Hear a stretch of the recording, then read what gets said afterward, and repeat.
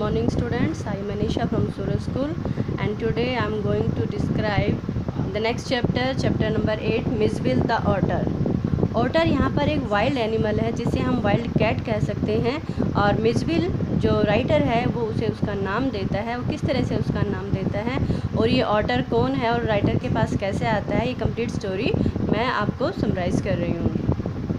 It was the beginning of the year 1956 की बात है। ये the author and a friend of his were then in Iraq. ये author और उसका जो फ्रेंड है वो इराक में थे। While going to Basra one day the author casually mentioned to his friend that he wanted to have an otter instead of a dog as a pet। मैं आपको बता रही हूँ कि जो हमारा राइटर है यहाँ पर उसके पास एक डॉग था लेकिन उसकी डेथ हो जाती है। अब उसके बाद वो डॉग की बजाय एक ऑटर को एज ए पेट रखना चाहता है और वो बसरा किस लिए जा रहे हैं, वो बसरा एक ईमेल रिसीव करने के लिए जा रहा है। तो वो अपने दोस्त से ऐसे फॉर्मली कहता है कि मैं इस बार एक ऑटर रखना चाहता हूँ। A few days later a friend send for the author and otter from the marshes of the river Tigris. और थोड़े दिन के बाद वो फ्रेंड ऑथर के लिए एक ऑटर सेंड कर देता है।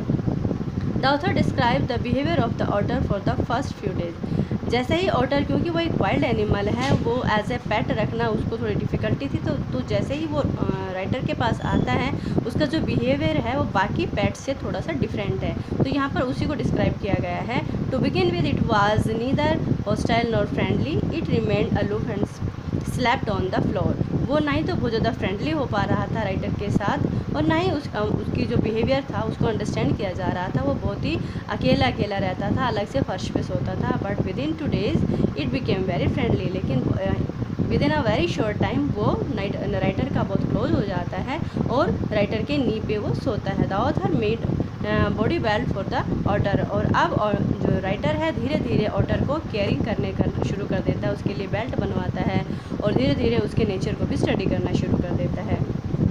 Now the author was to come back to London. London जो उसकी नेटिव प्लेस था उसे वापस वहाँ आना था। लेकिन प्रॉब्लम क्या थी कि जो इंग्लैंड की जो ब्रिटिश एयरलाइन थी वो किसी भी एनिमल को अपने साथ रिसीव करने से अलाउ नहीं कर रही थी। इसीलिए the author had to make arrangement with another airline. इसीलिए कुछ अलग से अरेंजमेंट किया गया। He had to make a little box for the otter with a great difficulty it was taken to airport. उसे काफ़ी सारे अरेंजमेंट्स के साथ एयरपोर्ट ले जाया गया। While in the plane the otter escaped from the box and created quite an okay uproar. वहाँ पर प्लेन में क्या होता है कि जो ऑटर है वो बॉक्स से निकल जाता है और वहाँ पर काफ़ी इनडिसिप्लिन क्रिएट करता है। लेकिन later on with the help of air hostess, जो नरेटर है वो सेफली उसे वहाँ ले जाने में, लंदन ले जाने में सफल हो जाता है। Mijbil and the author remain in London for nearly a month. लगभग 1 महीने वो लोग वहाँ रहते हैं। The otter would play for hours with its various toys. वहाँ पर जो ऑटर है वो बहुत ही अच्छे गेम खेलता है। वो अपना भी एक गेम क्रिएट करता है। वो क्या करता है कि नरेटर का एक पुराना ब्रीफ केस होता है जो स्लाइड में होता है। एक साइड से हाइट ज़्यादा होती है, एक साइड से कम होती है और उसके ऊपर बॉल से अपना ही गेम इन्वेंट करता है। The author says that most of the Londoners had never seen an otter. Narrator क्या बता रहा है कि लंदन में लोगों ने इस तरह के पेट को कभी देखा ही नहीं था। एक्चुअली कोई भी आइडेंटिफाई नहीं कर पा रहा था actually what type of animal was that और उसका नाम क्या होना चाहिए। They would ask the other what animal it was. Some would call it a baby seal, other would say it was a squirrel और अ वल्रस। सभी उसको अलग अलग तरह से आइडेंटिफाई कर रहे थे, अ हिप्पो और something else. Once a labourer who was digging a hole in the street looked at the author in great surprise and said, "Here, mistress, what is that supposed to be?"